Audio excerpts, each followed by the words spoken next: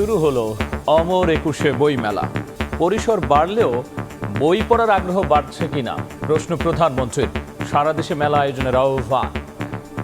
প্রতি বছর মেলার আকার আয়তন বাড়লেও সেই হারে মনে হয় গবেষণাধর্মী বই প্রকাশিত হচ্ছে কিনা কিংবা মানুষের বই পড়া অভ্যাস বাড়ছে কিনা এই বিষয়গুলো নিয়েও বর্তমানে মনে হয় চিন্তা ভাবনা করার অবকাশ আছে। বইয়ের প্রতি তরুণ প্রজন্মের আগ্রহ বাড়ানোর উপায় আমাদেরকে বের করতে হবে।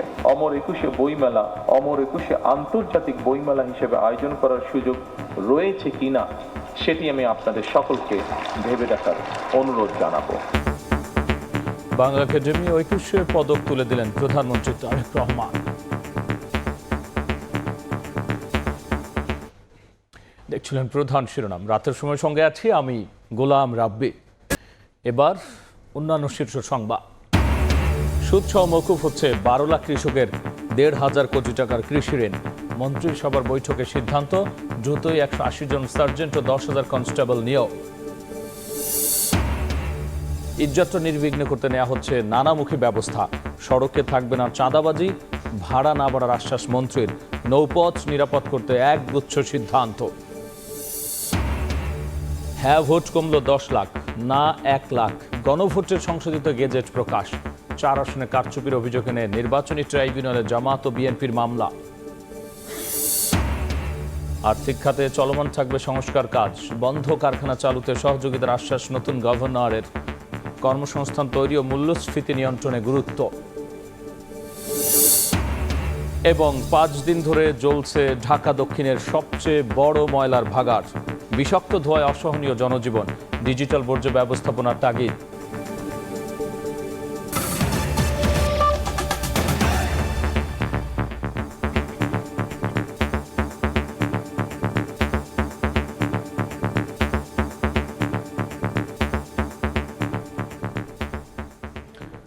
শুরু হলো পাঠক লেখকের মহোৎসব অমর একুশে বইমেলা।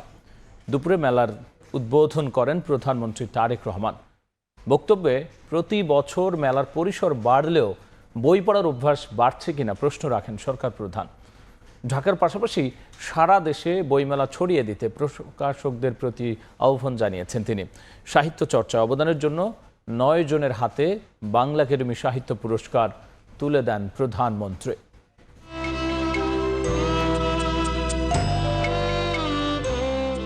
বহুমাত্রিক বাংলাদেশ প্রতিপাদ্য নিয়ে শুরু হলো বাঙালির প্রাণের মেলা অমর একুশে বইমেলা। বৃহস্পতিবার বিকেলে বাংলা একাডেমি প্রাঙ্গণে মেলার উদ্বোধন করেন প্রধানমন্ত্রী তারেক রহমান। পরে সহধর্মিণী ডাক্তার জুবাইদা রহমান এবং মেয়ে ব্যারিস্টার জাইমা রহমানকে সঙ্গে নিয়ে বিভিন্ন স্টল ঘুরে দেখেন সরকার প্রধান। এর আগে মেলার উদ্বোধনী অনুষ্ঠানে যোগ দিয়ে এবারের বইমেলা দেরিতে শুরুর প্রেক্ষাপট তুলে ধরেন প্রধানমন্ত্রী। প্রশ্ন রাখেন, প্রতি বছর মেলার পরিসর বাড়লেও বই পড়ার অভ্যাস বাড়ছে কিনা। বলেন, তরুণ প্রজন্মের মধ্যে বইয়ের প্রতি আগ্রহ বাড়ানোর উপায় খুঁজে বের করতে হবে। মেলার আকার আয়তন বাড়লেও সেই হারে মনে হয় মানুষের বই পড়া অভ্যাস বাড়ছে কিনা এই বিষয়গুলো নিয়েও বর্তমানে মনে হয় চিন্তা ভাবনা করার অবকাশ আছে। বইয়ের প্রতি তরুণ প্রজন্মের আগ্রহ বাড়ানোর উপায় আমাদেরকে বের করতে হবে। একুশে বইমেলাকে কিভাবে আন্তর্জাতিক রূপ দেয়া যায় সে বিষয়ে ভাবতে সংশ্লিষ্টদের আহ্বান জানান সরকার প্রধান। বাংলাকে জাতিসংঘের দাপ্তরিক ভাষায় রূপান্তরের কাজ শুরুর তাগিদ দেন তারেক রহমান। আগামী বছরগুলোতে অমর একুশে বইমেলা অমর একুশে আন্তর্জাতিক বইমেলা হিসেবে আয়োজন করার সুযোগ রয়েছে কিনা সেটি আমি আপনাদের সকলকে ভেবে দেখার অনুরোধ জানাবো। একই সঙ্গে বাংলা ভাষাকে জাতিসংঘের অফিসিয়াল ভাষা হিসেবে স্বীকৃত আদায়ের জন্য আমাদের মনে হয় কাজ শুরু করা প্রয়োজন। বইমেলাকে সারা দেশে ছড়িয়ে দিতে প্রকাশকদের আহ্বান জানান প্রধানমন্ত্রী। প্রয়োজনে সরকারি সহযোগিতার প্রতিশ্রুতিও দেন তিনি। বইমেলা শুধু একটি নির্দিষ্ট মাসে বাংলা একাডেমি প্রাঙ্গণ ও সোহরাওয়ার্দী উদ্যানে সীমাবদ্ধ না রেখে বরং সারা বছর দেশের সব বিভাগ, জেলা ও উপজেলায় আয়োজিত করা যেতে পারে। এদিকে অনুষ্ঠানের শুরুতেই শিল্প ও সাহিত্য চর্চায় অবদানের জন্য 7টি বিভাগে 9 বিশিষ্ট জনের হাতে বাংলা একাডেমি সাহিত্য পুরস্কার তুলে দেন সরকার প্রধান। মুরসালিন হক জুনায়েদ, সময় সংবাদ, ঢাকা। এর আগে সকালে 9 বিশিষ্ট ব্যক্তি ও একটি ব্যান্ড দলকে 21 পদক তুলে দেন প্রধানমন্ত্রী তারেক রহমান। বলেন, শিক্ষা গবেষণায় রাজনীতিকীকরণ সভ্য সমাজে চলতে পারে না। শিক্ষা ও বিজ্ঞান প্রযুক্তির মাধ্যমে দেশকে এগিয়ে নিতে বর্তমান সরকার কাজ করবে বলেও জানিয়েছেন সরকার প্রধান। সরকার গঠনের পর নাগরিকদের সঙ্গে থেকে কাজ করতে প্রধানমন্ত্রী তারেক রহমান ছেড়েছেন রাষ্ট্রীয় নিরাপত্তার কড়াকড়ি বলয়, কর্মক্ষেত্রে আসছেন নির্ধারিত সময়েই। এবার 21 পদক প্রদান অনুষ্ঠানে যোগ দিতে সচিবালয় থেকে হেঁটে ওসমানী স্মৃতি মিলনায়তনে গেলেন সরকার প্রধান। অনুষ্ঠানের শুরুতেই 9 বিশিষ্ট ব্যক্তি ও গানের দল ওয়ারফেইসকে এবছরের রাষ্ট্রের দ্বিতীয় সর্বোচ্চ বেসামরিক সম্মাননা 21 পদক তুলে দেন প্রধানমন্ত্রী। বক্তব্যের শুরুতেই সরকার প্রধান বলেন, শিক্ষা গবেষণা, শিল্প সাহিত্যের চর্চায় রাজনীতিকরণ সভ্য সমাজের পরিচয় হতে পারে না। জ্ঞান, বিজ্ঞান কিংবা সাহিত্য চর্চার ধারা আরো শানিত এবং বিকশিত হোক, এই প্রত্যাশা করছি আমরা সকলে। শিক্ষা, গবেষণা এবং শিল্প সাহিত্যের চর্চাকে আরো বেগবান করতে রাষ্ট্র এবং সরকার তার দায়িত্ব অবশ্যই পালন করবে। আমি বিশ্বাস করি, শিক্ষা, গবেষণা এবং শিল্প সাহিত্য চর্চাকে রাজনীতিকরণ করা কখনোই সভ্য সমাজের পরিচায়ক নয়। উদার ও গণতান্ত্রিক রাষ্ট্র গঠনে সরকারের অঙ্গীকারের কথা তুলে ধরে এ কাজে বিজ্ঞজনদের দিক নির্দেশনা চান প্রধানমন্ত্রী। জ্ঞান বিজ্ঞানে সব শাখায় যাতে দেশ এগিয়ে যেতে পারে, নৈতিক মানসম্পন্ন তেমন একটি উদার গণতান্ত্রিক রাষ্ট্র ব্যবস্থা প্রতিষ্ঠার লক্ষ্যে বর্তমান গণতান্ত্রিক সরকার অবশ্যই কাজ করবে। আমাদের এই যাত্রায় দেশের বিজ্ঞজনদের দিক নির্দেশনা অবশ্যই প্রত্যাশিত। সরকার প্রধান বলেন, কীর্তিমানের সংখ্যা যত বাড়বে ততই সমৃদ্ধ হবে দেশ। রাষ্ট্র তার নিজের প্রয়োজনেই জ্ঞানী গুণী মানুষদের সম্মানিত করে। মুরসালিন হক জুনায়েদ, সময় সংবাদ, ঢাকা। 10,000 টাকা পর্যন্ত কৃষি ঋণ সুদ সহ মওকুফের সিদ্ধান্ত নিয়েছে সরকার। প্রধানমন্ত্রী তারেক রহমানের সভাপতিত্বে সচিবালয়ে মন্ত্রিসভার প্রথম বৈঠকে এই সিদ্ধান্ত হয়। মন্ত্রিপরিষদ সচিব জানিয়েছেন, এর ফলে 1,550 কোটি টাকা মওকুফের আওতামুক্ত হবে, যার উপকার পাবেন 12 লাখ কৃষক। যথাসময়ে প্রশাসনের প্রাণকেন্দ্র সচিবালয়ে আসেন প্রধানমন্ত্রী তারেক রহমান। গাড়ি থেকে নেমে নিজের অফিসিয়াল ব্রিফকেস নিয়ে প্রবেশ করেন মন্ত্রিপরিষদ বিভাগে। বৃহস্পতিবার সকাল 9:30টায় প্রধানমন্ত্রীর সভাপতিত্বে আনুষ্ঠানিকভাবে মন্ত্রিসভার প্রথম বৈঠক অনুষ্ঠিত হয়। এতে সব মন্ত্রী, প্রতিমন্ত্রী ও সচিব অংশ নেন। বৈঠক শেষে বেসামরিক বিমান পরিবহন ও পর্যটন প্রতিমন্ত্রী জানান, কৃষি ঋণ মওকুফ সংক্রান্ত প্রস্তাবনার অনুমোদন দিয়েছে মন্ত্রিসভা। একটা এজেন্ডা ছিল কৃষি ঋণ নিয়ে, যে সিদ্ধান্তগুলি গৃহীত হলো সেগুলি যাতে সুন্দরভাবে আমাদের ডিস্ট্রিবিউশনগুলি হয়। মন্ত্রিসভার বৈঠক শেষে সচিবালয় থেকে হেঁটে ওসমানী স্মৃতি মিলনায়তনে যান প্রধানমন্ত্রী। 21 পদক প্রদান শেষে দুপুরে কন্যা জাইমা রহমানকে সঙ্গে নিয়ে ফেরেন সচিবালয়ে। এদিন বিকেলে মন্ত্রিপরিষদ সচিব নাসিমুল গনি ব্রিফিংয়ে জানান, শস্য, ফসল, মৎস্য ও পশুপালন খাতে 10,000 টাকা পর্যন্ত কৃষি ঋণ সুদসহ মওকুফের সিদ্ধান্ত নিয়েছে সরকার। এর ফলে 1,550 কোটি টাকা মওকুফের আওতাভুক্ত হবে, আর এতে প্রায় 12 লাখ কৃষক নানাভাবে উপকৃত হবেন। সরকারি, বাণিজ্যিক ও বিশেষায়িত ব্যাংক সমূহ এবং বেসরকারি বাণিজ্যিক ব্যাংক সমূহে 25 ফেব্রুয়ারি 2026 পর্যন্ত সুদ সহ কৃষকদের নিকট পাওনা রয়েছে প্রায় 1,550 কোটি টাকা, যা এই মওকুফের আওতাভুক্ত হবে। এর মূল লক্ষ্য হলো দরিদ্র কৃষকদের সামাজিক নিরাপত্তা নিশ্চিত করা। এর আগে বিএনপি সরকারের 1991-96 শাসনামলে কৃষকদের 5,000 টাকা পর্যন্ত কৃষি ঋণ সুদসহ মওকুফ করা হয়েছিল বলেও জানান মন্ত্রিপরিষদ সচিব। প্রক্রিয়ার মাধ্যমে প্রসূন আশিস, সময় সংবাদ, ঢাকা। এসব বিষয় নিয়ে বিস্তারিত আলোচনার জন্য স্টুডিওতে আছেন সহকর্মী ফারুক রবিন। যাচ্ছি তার কাছে। রবিন, আমরা যদি একটু এই শেষ রিপোর্টের বিষয়বস্তু নিয়ে আলোচনায় আসি, যে এক্ষেত্রে কৃষকদের আসলে এই যে ঋণ সুবিধা থেকে যে সুযোগটা দেওয়া হলো, সেক্ষেত্রে তাদের আসলে কি কি সুবিধা বা কিভাবে আসলে দেয়া হবে? রাব্বি, আপনাকে যদি শুরুতে একটা বিষয় জানাতে চাই, যে এই যে আজকে যে কৃষকদের কৃষি ঋণ মওকুফ করা 10,000 টাকা পর্যন্ত, এটি কিন্তু তারেক রহমানের নির্বাচনী প্রতিশ্রুতির একটি বাস্তবায়ন।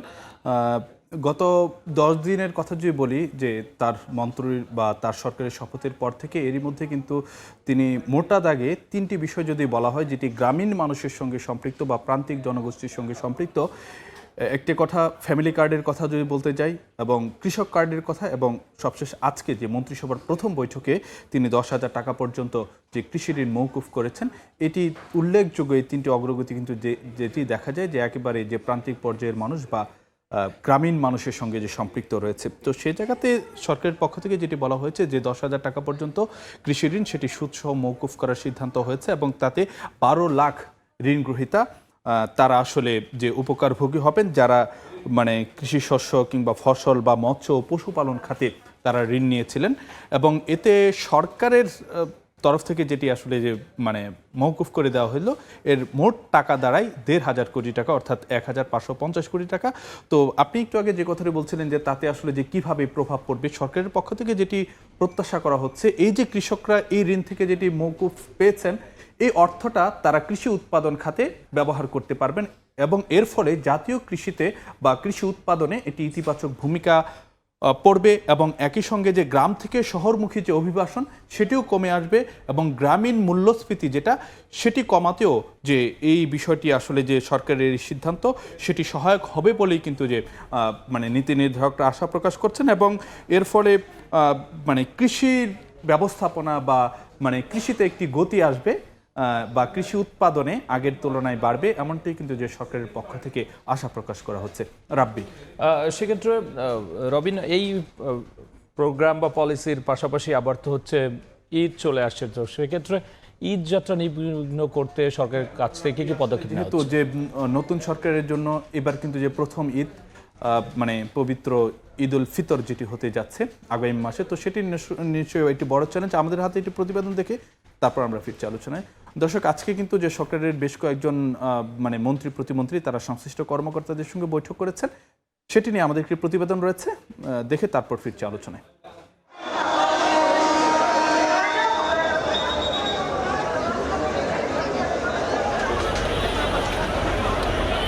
ঈদযাত্রায় রেল, সড়ক ও নৌপথে ভোগান্তির চিত্র চিরচেনা। ছুটি বাড়ানো ও ধাপে ধাপে ছুটি কার্যকর হওয়ায় কয়েক বছর ধরে যাত্রার প্রথম কয়েকদিন শৃঙ্খলা থাকলেও শেষ মুহূর্তে ভেঙে পড়ে সব উদ্যোগ। নতুন সরকার দায়িত্ব নেবার পরদিন থেকেই শুরু হয়েছে রোজা। প্রথম দিনেই প্রধানমন্ত্রী তারেক রহমান বাজার তদারকির পাশাপাশি নির্বিঘ্ন ঈদ যাত্রার ব্যবস্থা করার নির্দেশ দেন। বৃহস্পতিবার ঈদের নৌপথে স্বস্তির যাত্রা আয়োজনে মন্ত্রণালয়ে সংশ্লিষ্টদের সঙ্গে বৈঠক করেন সড়ক ও নৌ প্রতিমন্ত্রী এবং স্বরাষ্ট্র প্রতিমন্ত্রী। বৈঠক শেষে মন্ত্রী জানান, নৌপথে ঈদ যাত্রা নিরাপদ করতে 26টির মতো সিদ্ধান্ত নেওয়া হয়েছে। বাড়াতে পারবে না ভাড়া, নেওয়া যাবে না অতিরিক্ত যাত্রী। আমরা ছুটি পাবো, যে লঞ্চে যাই দৌড় দিয়ে লঞ্চে যাই, যে টিকিট করিনি, যে বাসে যেতে চাই দৌড় দিয়ে বাস স্টেশনে যাই। আমাদের এই যাত্রা তো আর পরিবর্তনটা হয়নি, ম্যানারের পরিবর্তন হয়নি। পরিবহনগুলো একটা শৃঙ্খলার সাথে সেটা চলছে এবং যাত্রী বহন করছে, এটা আমাদের সুপারভিশনের দায়িত্ব। সে জায়গায় আমরা মনোযোগী আছি। যেখানে ব্যত্যয় হচ্ছে আমরা স্বরাষ্ট্র মন্ত্রণালয়, বাণিজ্য মন্ত্রণালয়ের সহযোগিতা নিয়ে এখানে একটা জবাবদিহিতা আনার চেষ্টা আমাদের অঙ্গীকার এবং সেটা করছে। চাঁদা ও চাঁদাবাজি নিয়ে নিজের মন্তব্যের ব্যাখ্যা দেন পরিবহন মন্ত্রী। আশ্বস্ত করেন, সড়কে থাকবে না কোনো চাঁদাবাজি। চাঁদাবাজি নিশ্চয়ই একটা ফৌজদারি অপরাধ, সেটা যদি ঘটে অভিযোগ থাকলে আমাদের কাজটাকে সেটা হচ্ছে নিশ্চয়ই স্বরাষ্ট্র মন্ত্রণালয় দেখতে পারে, ফৌজদারি অপরাধ হিসেবে ব্যবস্থা নেবে। যান চলাচল যেখানে থাকবে যানবাহন থেকে সংগ্রহ করার কোনো সুযোগ নেই। ঈদের সড়ক পথের ব্যবস্থাপনা নিয়েও আলাদা বৈঠকে বসবে মন্ত্রণালয়। রৌনক নিয়ন্তা, সময় সংবাদ, ঢাকা। রবিন, সেক্ষেত্রে এই যে ঈদ যাত্রা একটা বড় একটা পলিসি এবং প্রোগ্রাম নিতে হয় সরকারের, এই বিষয়ে কি পদক্ষেপ নিল? না, ঈদ যাত্রার সময় আসলে যে মানে একসঙ্গে সবকটি পথে আসলে যে ব্যাপক চাপ পড়ে, নৌপথের কথা যদি বলতে যায়, রেলপথের কথা যদি বলতে যায়, সড়ক পথের কথা যদি বলতে যায়, সব জায়গায় কিন্তু যে বড় ধরনের চাপ পড়ে, যাত্রীর চাপ। তো সেই জায়গায় আজকে সরকারের মন্ত্রীরা তারা নৌ পরিবহন মন্ত্রণালয় সম্পৃক্ত যে কর্মকর্তা কর্মচারীদের সঙ্গে বৈঠক করেছিলেন মন্ত্রী প্রতিমন্ত্রীরা, এবং সেখানে কিন্তু আইন শৃঙ্খলা রক্ষার সঙ্গে যারা জড়িত রয়েছেন এবং প্রশাসনের অন্যান্য কর্মকর্তারা তারাও কিন্তু যে সে বৈঠকে ছিলেন। তো মানে ঈদ যাত্রার ক্ষেত্রে যে কটি বিষয় মোটা দাগে মানে অভিযোগ আসে, মানে সেগুলো সামনে আসে, তার মধ্যে রয়েছে বাড়তি ভাড়া একটি বিষয়, অতিরিক্ত যাত্রী নেওয়া যানবাহনগুলোতে সেটি একটি বিষয়, আবার অনেক ক্ষেত্রে যে পথে পথে চাঁদাবাজিরও কিন্তু একটি অভিযোগ ওঠে। তো আজকে যখন সচিবালয়ে যে বৈঠকটি হয়েছে সেই বিষয়াশয়গুলোতে যখন সাংবাদিকরা দৃষ্টি আকর্ষণ করেছিলেন, তখন কিন্তু মানে সরকারের পক্ষ থেকে যেটি বলা হয়েছে বাড়তি ভাড়া নেওয়া হবে না কিংবা অতিরিক্ত যাত্রী যেন না নেওয়া হয় সে বিষয়ে তারা নজরদারি করবেন এবং চাঁদাবাজি যেন না হয় সে বিষয়ে আসলে যে তারা কঠোর অবস্থানে থাকবেন সেই বার্তাটি আসলে যে সরকারের সংশ্লিষ্ট মন্ত্রী প্রতিমন্ত্রীরা দিয়েছেন। আরেকটি বিষয় যদি রাব্বি আপনাদেরকে জানাতে চাই, গ্রাহকদের মানে আমাদের যারা দর্শক রয়েছেন তাদের নিশ্চয়ই একটি আগ্রহের বিষয় থাকে যে ট্রেনের আগাম টিকিট কবে নাগাদ শুরু হতে যাচ্ছে। আগামী 3 মার্চ থেকে ঈদের আগাম টিকিট অর্থাৎ ট্রেনে বিক্রি শুরু হবে এবং ফিরতি টিকিট অর্থাৎ ফিরতি যাত্রার যে টিকিট সেটি আসলে যে 13 মার্চ থেকে বিক্রি হওয়া শুরু হবে। তো এই ছিল আজকে আমাদের মতো। রবিন, অসংখ্য ধন্যবাদ আলোচনায় যুক্ত হওয়ার জন্য। আপনাকে ধন্যবাদ রাব্বি। ঈদ যাত্রা নির্বিঘ্ন করতে সরকারের চ্যালেঞ্জ মোকাবেলায় পদক্ষেপ এবং একই সাথে কৃষি ঋণ মওকুফের বিস্তারিত নিয়ে আলোচনার জন্য যুক্ত হয়েছিলেন সহকর্মী ফারুক ভিয়া রবিন। এদিকে দ্রুতই 180 জন সার্জেন্ট ও 10,000 কনস্টেবল নিয়োগ দেওয়া হবে বলে জানিয়েছেন স্বরাষ্ট্রমন্ত্রী সালাউদ্দিন আহমদ। পুলিশের অ্যাসোসিয়েশনের দাবি মেনে পোশাক পরিবর্তনের সিদ্ধান্ত নেওয়া হলে তা জানানো হবে বলেও এ সময় জানিয়েছেন স্বরাষ্ট্রমন্ত্রী। আজকে 180 জন পুলিশ সার্জেন্ট নিয়োগের জন্য আমরা ক্যামেরা পাচ্ছে না, সেগুলো আগের শূন্য পদ, সেটা খুব শিগগিরই নিয়োগ করা হবে যত পরীক্ষার মধ্য দিয়ে। এর বাইরে আরও আমরা জনবল বৃদ্ধির জন্য চেষ্টা করছি, যেগুলো আমরা অর্থ মন্ত্রণালয়ের ক্লিয়ারেন্স পেলে খুব শিগগিরই আমরা প্ল্যান করতেছি আরও 10,000 নতুন কনস্টেবল নিয়োগ করা হবে দ্রুততার সাথে। এর বাইরে সাব ইন্সপেক্টর এবং পাবলিক সার্ভিস কমিশনের মাধ্যমে এএসপি নিয়োগের আমরা উদ্যোগ নেব, সেটা পরে যথাসময়ে জানাবো। ত্রয়োদশ জাতীয় সংসদ নির্বাচনে 4টি আসনে কারচুপির অভিযোগে আসনগুলো সব ব্যালট হেফাজতে নেওয়ার নির্দেশ দিয়েছেন হাইকোর্ট। বৃহস্পতিবার হাইকোর্টের নির্বাচনী ট্রাইব্যুনাল এই আদেশ দেন। এর আগে ঢাকা 6, ঢাকা 7 ও গাইবান্ধা 4 আসনে কারচুপির অভিযোগ করে ভোটের ফলাফল পুনরায় গণনার জন্য ট্রাইব্যুনালে আবেদন করে জামাত। এছাড়াও শেরপুর 1 আসনে একই অভিযোগে আবেদন করে বিএনপি। আবেদন মঞ্জুর করে আসনগুলোর নির্বাচনী সরঞ্জাম ইসিকে হেফাজতে রাখার নির্দেশ দিয়েছেন উচ্চ আদালত। পাশাপাশি ওই আসনগুলোর বিজয়ী প্রার্থীকে নোটিশও পাঠানো হয়েছে।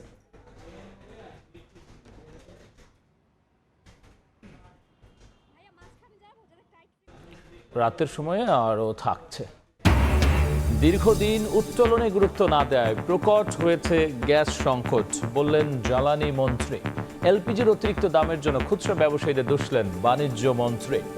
জুলাই জাতীয় সনদ বাস্তবায়নের লক্ষ্যে অনুষ্ঠিত গণভোটের ফলাফলে বড় ধরনের সংশোধনী এনেছে নির্বাচন কমিশন। নতুন সংশোধনী অনুযায়ী পূর্বে ঘোষিত ফলাফলের তুলনায় হ্যাঁ এবং না উভয় ভোটের সংখ্যাই কমেছে। বৃহস্পতিবার নির্বাচন কমিশনের সিনিয়র সচিব আক্তার আহমেদ স্বাক্ষরিত গেজেট প্রকাশ করে। প্রকাশিত সংশোধিত বিশ্লেষণে দেখা গেছে আগের তুলনায় 9,74,680টি হ্যাঁ ভোট কমেছে। অন্যদিকে না ভোটের সংখ্যা কমেছে 1,11,495টি। তবে বৈধ ভোট কমলেও বাতিল করা ভোটের সংখ্যা আগের চেয়ে 12,559টি বেড়েছে। সার্বিকভাবে মোট প্রদত্ত ভোটের সংখ্যা 10,73,616টি কমেছে। নির্বাচন কমিশন এই সংশোধনীর সুনির্দিষ্ট কারণ উল্লেখ না করলেও জানিয়েছে কমিশনের আদেশক্রমেই এই সংশোধনী গেজেট প্রকাশ করা হয়েছে। গত 12 ফেব্রুয়ারি জাতীয় সংসদ নির্বাচনের পাশাপাশি অনুষ্ঠিত হয় গণভোট। বিপুল দায়দেনা সহ বিশৃঙ্খল পরিস্থিতির মধ্যে বর্তমান সরকার জ্বালানি খাতকে পেয়েছে বলে মন্তব্য করেছেন বিদ্যুৎ, জ্বালানি ও খনিজ সম্পদ মন্ত্রী ইকবাল হাসান মাহমুদ। বিকেলে সচিবালয়ের সাংবাদিকদের সঙ্গে মতবিনিময়ে তিনি বলেন, দীর্ঘদিন অনুসন্ধান উত্তোলন কার্যক্রমে গুরুত্ব না দেওয়ার কারণে প্রকট আকার ধারণ করছে গ্যাস সংকট। যে এত টাকা দেয় না, এত কোনটার সাথে কোনটার মিল নাই। পাওয়ার স্টেশন আছে, তোমার এনার্জি নাই, আবার সেই পাওয়ার স্টেশনের জন্য টাকা গুনতে হতেছে আমাদেরকে, বসে থেকে পাওয়ার স্টেশনে টাকা গুনতে হতেছে। এরকম একটা মানে কি বলবো তোমার যে বিশৃঙ্খল একটা ব্যবস্থা মধ্যে আমি এসে পড়ছি আর কি। আমি একটা একটা করে দেখতেছি কীভাবে কী করা যায়। রোগ তো নির্ণয় করতে হবে, রোগটা নির্ণয় করলে সমাধান করতে পারবো। রাতের সময়ে আরও থাকছে। জেনেভায় তেহরান ওয়াশিংটন তৃতীয় দফার বৈঠক। পরমাণু ইস্যু উত্থাপন করেছে ইরান। সংলাপ নিয়ে আশাবাদী ওমান। তেলবাহী জাহাজ ও প্রতিষ্ঠানের ওপর মার্কিন নিষেধাজ্ঞা। আমদানিকারক নয়, খুচরা ব্যবসায়ীরাই বাজারে এলপিজি গ্যাসের অতিরিক্ত দাম রাখেন বলে মন্তব্য করেছেন বাণিজ্যমন্ত্রী খন্দকার আব্দুল মুক্তাদির। তিনি বলেন, এখন থেকে সারা দেশে নজরদারি বাড়ানো হবে। সরকার নির্ধারিত দরে এলপিজির বাজার নামিয়ে আনার চেষ্টা করছে বলেও জানায় বাণিজ্যমন্ত্রী। পর্যায়ে 12 কেজির সিলিন্ডারের মূল্য, যেটি সরকার কর্তৃক নির্ধারিত মূল্য 1356 টাকা, সেটি বিভিন্ন জায়গায় তার থেকে বেশি মূল্যে বিক্রি হচ্ছে, এরকম সংবাদ এসেছে। খুচরা পর্যায়ে অনেক সময় যারা রিটেল সেল করেন তারা পরিস্থিতির সুযোগ নেওয়ার চেষ্টা করেন এবং এটির সাথে আমদানিকারকের কোনো সংশ্লিষ্টতা নাই। তো ভোক্তা পর্যায়ে যেন এরকম বিড়ম্বনার শিকার না হতে হয় বা কেউ মার্কেট এবিউজ করতে না পারেন, সেজন্য আমরা স্থানীয় প্রশাসনের মাধ্যমে নজরদারি বাড়াবো আগামী দিন থেকে।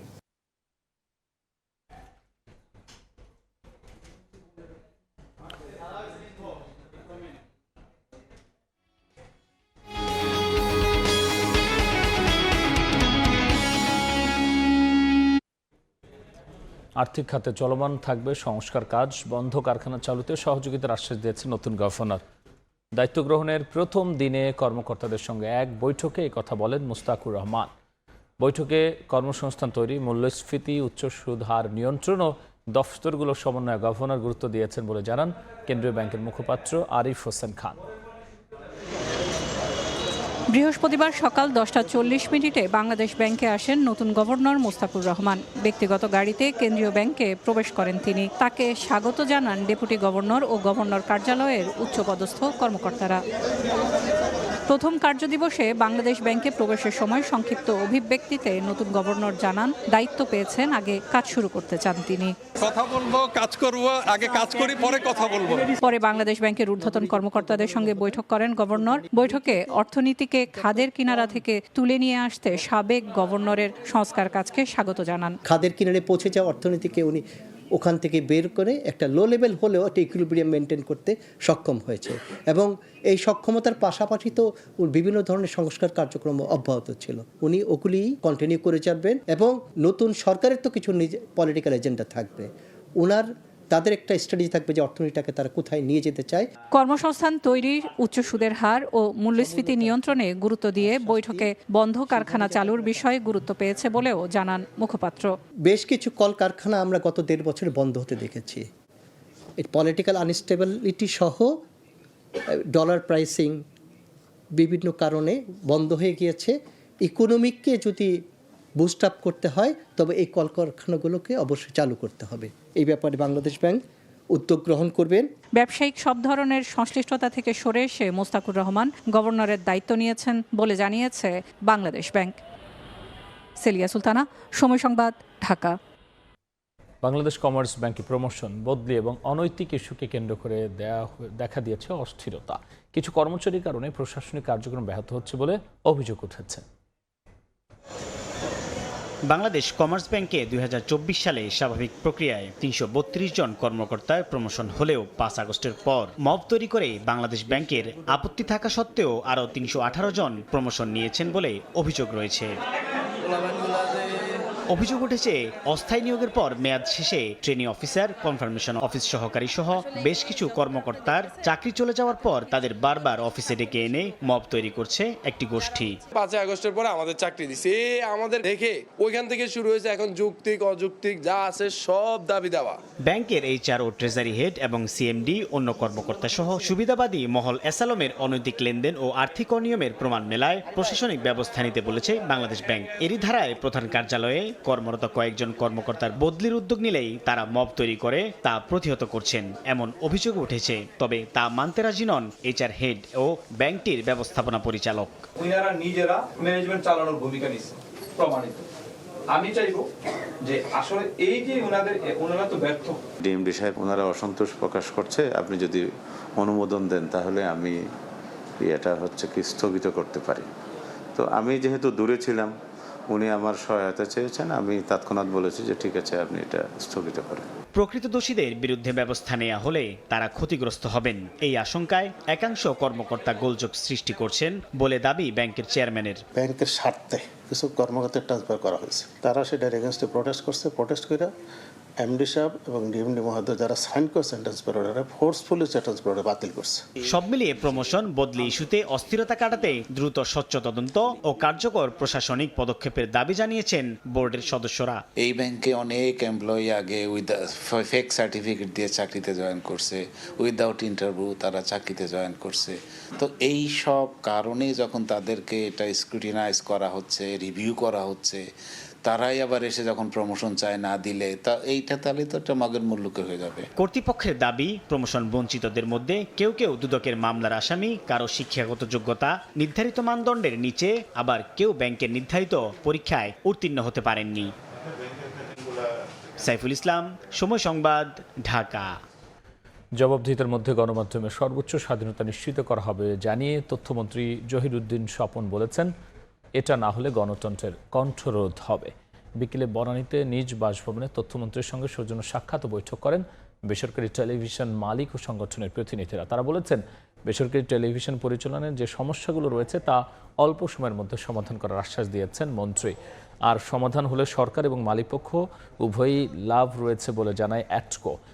এ সময় গণমাধ্যম শিল্পের বিকাশে সরকার ইতিবাচক ভূমিকা রাখবে বলে আশ্বাস দেন এবং সংশ্লিষ্ট বিষয়গুলো গুরুত্ব সহকারে বিবেচনার কথা জানান মন্ত্রী।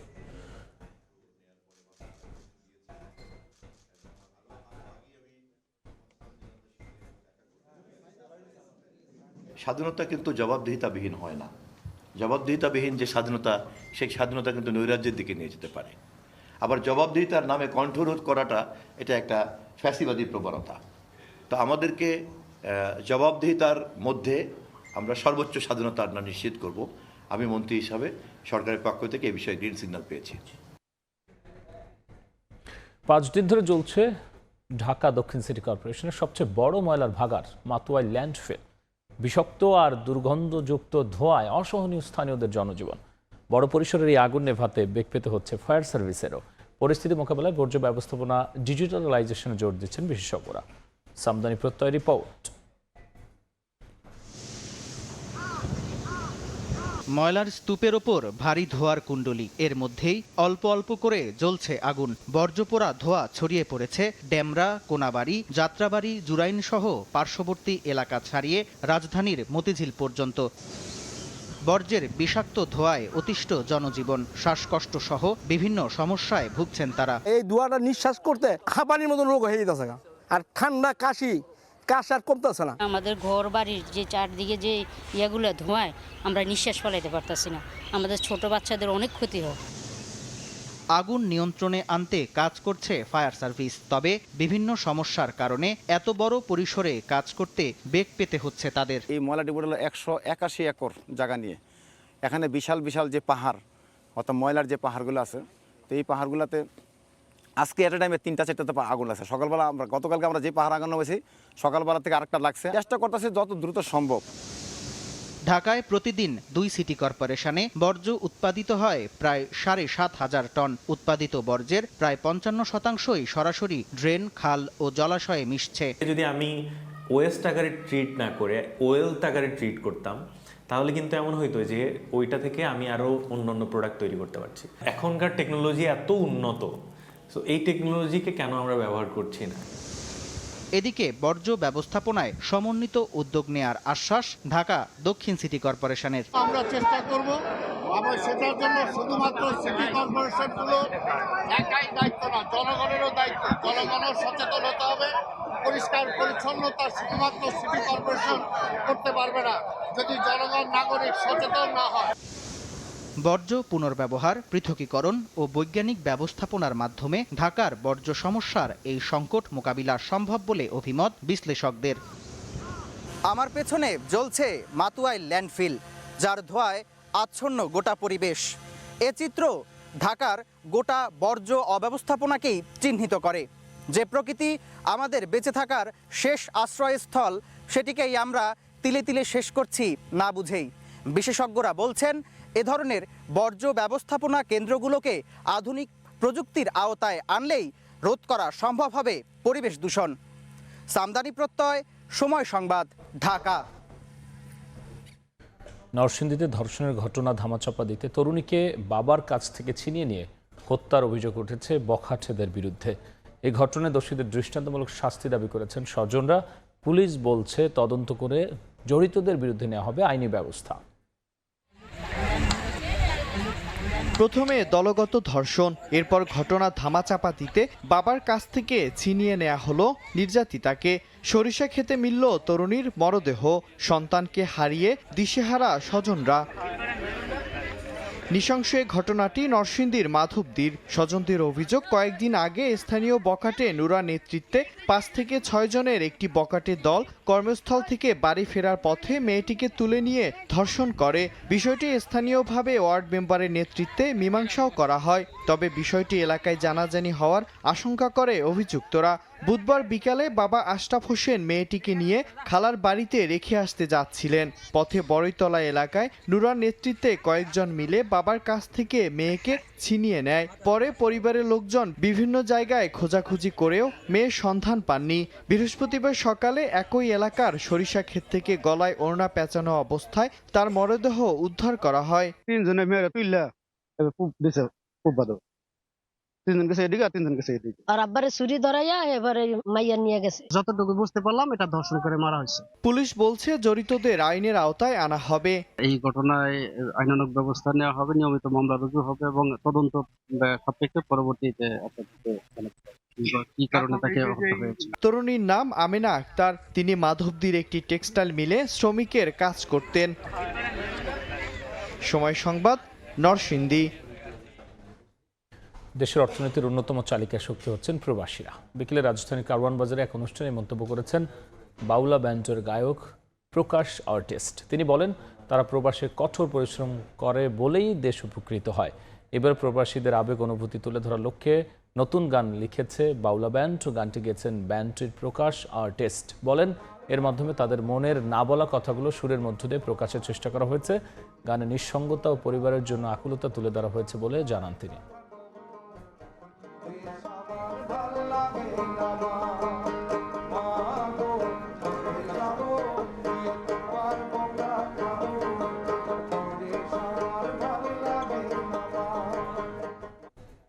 দেখছেন রাতের সময়।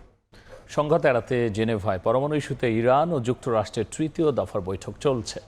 পারমাণবিক কর্মসূচি ও নিষেধাজ্ঞা তুলে দেওয়ার ইস্যু বৈঠক উত্থাপন করেছে তেহরান। বিষয়টি নিশ্চিত করেছেন ইরানের পররাষ্ট্র মন্ত্রণালয়ের মুখপাত্র। দুপক্ষের সংলাপ নিয়ে আশাবাদী বলে জানিয়েছেন ওমানের পররাষ্ট্রমন্ত্রী। এদিকে বৈঠকের আগে বুধবার ইরানের 12টি তেলবাহী জাহাজ এবং কয়েকটি কোম্পানির উপর নিষেধাজ্ঞা দিয়েছে মার্কিন প্রশাসন। ইরানের পার্লামেন্ট স্পিকার হুঁশিয়ারি দিয়ে বলেছেন, মিথ্যা তথ্যের উপর ভিত্তি করে আক্রমণ চালালে তার কঠোর জবাব দেওয়া হবে।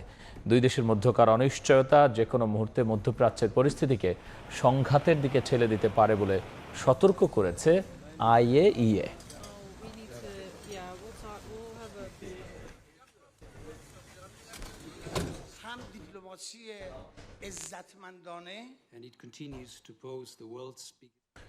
ইসরায়েলের পার্লামেন্টে দেয়া ভাষণে 2023 সালে হামাসের হামলার তীব্র নিন্দা জানিয়েছেন ভারতের প্রধানমন্ত্রী নরেন্দ্র মোদী। তবে ইসরায়েলি বাহিনীর বর্বর হামলায় 70,000-এরও বেশি ফিলিস্তিনির প্রাণহানি নিয়ে একটি শব্দ উচ্চারণ করেননি তিনি। উল্টো ইসরায়েলের সর্বোচ্চ সম্মাননায় ভূষিত হয়ে ঘোষণা দিয়েছেন দৃঢ়ভাবে ইসরায়েলের পাশে থাকার। মোদীর এমন অবস্থানকে প্রকৃত বন্ধুত্ব বলে সাধুবাদ জানিয়েছেন নেতানিয়াহু। স্থানীয় সময় বুধবার রাষ্ট্রীয় সফরে ইসরায়েল পৌঁছান ভারতের প্রধানমন্ত্রী নরেন্দ্র মোদী। বেন গুরিয়ন বিমানবন্দরে অবতরণের পর লাল গালিচা সংবর্ধনা আর উষ্ণ আলিঙ্গনে তাকে বরণ করে নেন ইসরায়েলি প্রধানমন্ত্রী বিনিয়ামিন নেতানিয়াহু। বিমানবন্দরে মোদীকে দেয়া হয় গার্ড অফ অনার। পরে সেখান থেকে দুই নেতা যান জেরুজালেমে। নেতানিয়াহুর সঙ্গে রুদ্ধদ্বার বৈঠক করেন নরেন্দ্র মোদী। দুই নেতার বৈঠকে উঠে আসে কৃত্রিম বুদ্ধিমত্তা, সেমিকন্ডাক্টর এবং প্রতিরক্ষা সরঞ্জাম রপ্তানি বৃদ্ধির নানা দিক।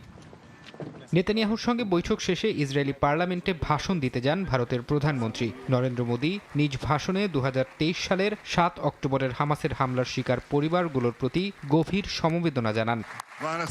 নেসেটে ভাষণ শেষে ভারতের প্রধানমন্ত্রী নরেন্দ্র মোদীকে ইসরায়েলি পার্লামেন্টের সর্বোচ্চ সম্মাননা স্পিকার অব দ্য নেসেট মেডেলে ভূষিত করা হয়। মোদী বিশ্বের প্রথম নেতা যিনি এই সম্মাননা পেলেন।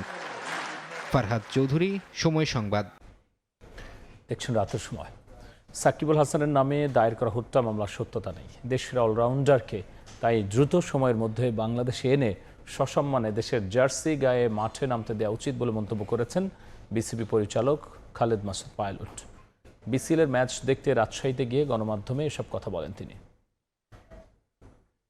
তো রিকশাওয়ালা ভদ্রলোক মানুষকে সাকিবের মতো একজন খেলোয়াড় বিদেশ থেকে মারবে, আমার কাছে এটা খুব সন্দিহান মনে হয় এবং আমার কাছে মনে হয় না যে ভালো জিনিস। তার জন্য সরকারের দায়িত্ব হওয়া উচিত যে ব্যক্তিটা, আমার কাছে মনে হয় যে ব্যক্তিটা তার নামে অভিযোগ করেছেন তার একটা সঠিক সমাধান হওয়া উচিত। এবং আমি সবসময় দোয়া করি যেন আল্লাহ তাআলা যেন তাকে একদম সসম্মানে বাংলাদেশের জার্সি পরে যেন এখান থেকে বাংলাদেশের রিটায়ারমেন্টটা নেয়। এ পর্যায়ে শীর্ষ সংবাদ জানিয়ে দিচ্ছি আরও একবার। শুরু হলো অমর একুশে বইমেলা। পরিসর বাড়লেও বই পড়ার আগ্রহ বাড়ছে কিনা প্রশ্ন প্রধানমন্ত্রীর। বাংলা একাডেমি 21 পদক তুলে দিলেন তারেক রহমান। সুদসহ মকুব হচ্ছে 12 লাখ কৃষকের 1,500 কোটি টাকার কৃষি ঋণ। মন্ত্রিসভার বৈঠকে সিদ্ধান্ত, দ্রুতই 180 জন সার্জেন্ট ও 10,000 কনস্টেবল নিয়োগ। এবং ঈদযাত্রা নির্বিঘ্ন করতে নেওয়া হচ্ছে নানামুখী ব্যবস্থা। সড়কে থাকবে না চাঁদাবাজি, ভাড়া না বাড়ার আশ্বাস মন্ত্রীর। নৌপথ নিরাপদ করতে একগুচ্ছ সিদ্ধান্ত।